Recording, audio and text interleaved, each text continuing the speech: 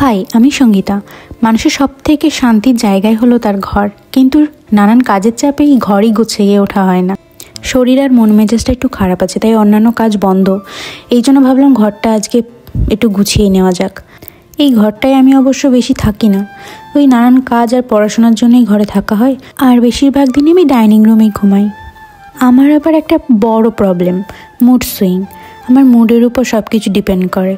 মানে আমি যদি মন চায় সব কিছু একদিনে করে ফেলতে পারি, আর যেদিন মন চাইবে না সেদিন কিছুই করতে পারি না।